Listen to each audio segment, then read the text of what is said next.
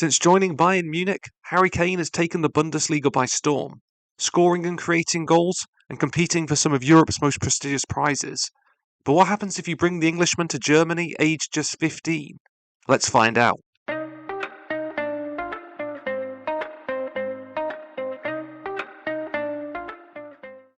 So as you can see, this is Harry Kane on Football Manager 2010.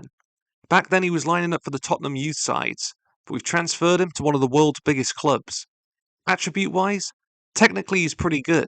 It's mainly his physical attributes which are yet to develop. Back in 2010, the Bundesliga was a little bit more competitive than recently. The reigning champions are actually Wolfsburg.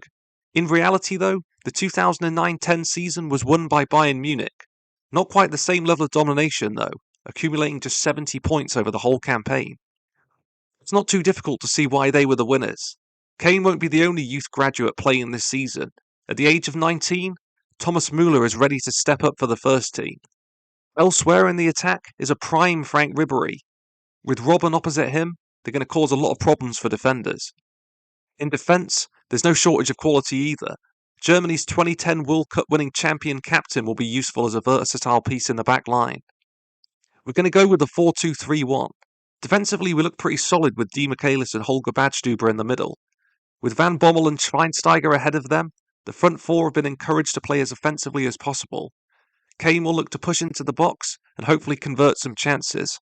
Let's advance to the end of the season. It's May 2010 and the season is over. By Kane's modern standards, it wasn't great, but considering he was 16 for most of it, 9 goals and assists is pretty respectable. His first goal came on match day 2 against Mainz. Robben receives the ball out on the wing, finding Kane on the edge of the box in space. He certainly welcomed himself to the Bayern Munich faithful here, hammering the ball home. His goal came at home against Cologne. Whilst not as extravagant as the first, he finds a bit of space in the box and coolly converts the chance. Despite making a strong start in the league, in other competitions things didn't go so smoothly. In the first round of the Cup, Bayern were eliminated by Arminia Bielefeld on penalties. A chance of a second trophy slipped away in the Champions League with a group stage elimination. In both of these competitions, Kane failed to score a single goal. After going almost 3 months without scoring, Kane finally ended his Bundesliga drought at home against Nuremberg. Robben capitalised on the defensive error before finding the Englishman in the middle with a quality finish.